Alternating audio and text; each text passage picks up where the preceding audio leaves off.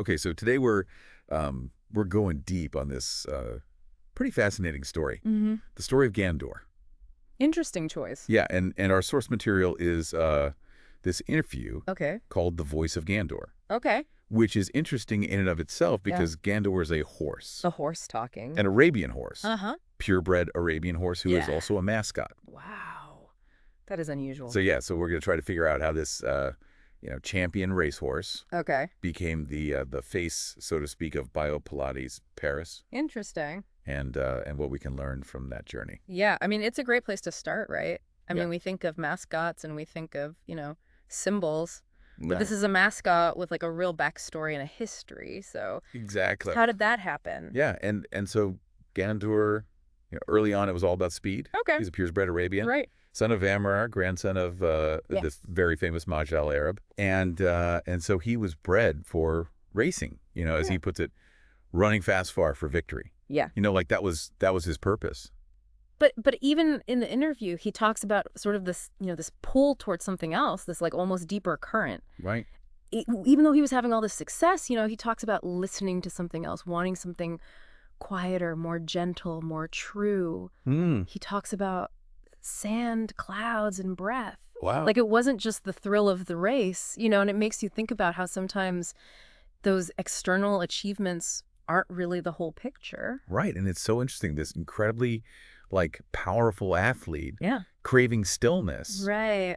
And that kind of led him to this woman, Caroline. Okay. And he says that, she didn't ask for my record or my speed. She just looked at me, really looked. And he even says, I think I chose her too.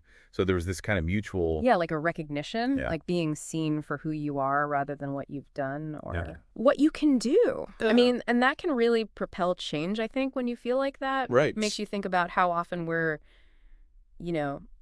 valued or measured for those things instead of just who we are. Right. And so this connection with Caroline Yeah. leads to a major change in scenery. Okay. She takes him to Tunisia, to this peaceful stable near the sea. Wow. So you can imagine going from this world of, intense competition Yeah. to just having time to breathe. That's a whole different pace of life.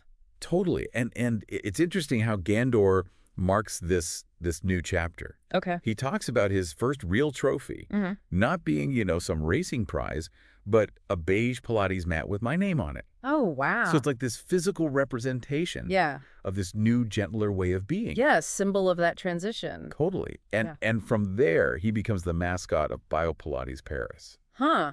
But he makes it very clear he's not just a logo, he's like a reminder. Right, he embodies it. Exactly. He's not just representing it, he's like living it. Yes, and his message is pretty profound. He says, you don't need to go faster. You need to feel, to soften, to listen to your own rhythm. Powerful stuff. Yeah, and it's like the total opposite of, his early life, which was all about speed and pushing limits. Yeah, a complete 180. And his role as a mascot is so unique. Yeah, how does that even work? Well, he says, I stretch, I breathe, sometimes I teach, sometimes I just stand still and someone feels better. I love that. And he's got this, little Biopilates polo, sometimes socks. Oh, it's cute. So, it's not your typical mascot situation. No, not at all. But he's offering always a bit of peace. And that's really what it's all about, isn't it? I mean, it changes what a mascot can even mean, It's not just branding, it's like principles. Exactly. And his final thought in the interview is just beautiful. You can breathe, you can start again, you can love yourself gently. Yeah, and so, Gandour's story is really about this, amazing shift from, external success, constant speed, Always going. to prioritizing well-being and a more mindful pace. Yeah. And it makes you think, maybe slowing down and listening to yourself could be the strongest thing you can do.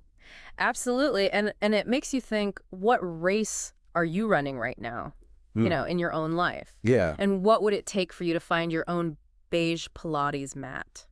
Interesting. That symbol of peace and self-acceptance in the middle of all that. Yeah, that's a good one to think about. Yeah, something to ponder. Definitely. Thanks for listening, everybody. Thanks for joining us.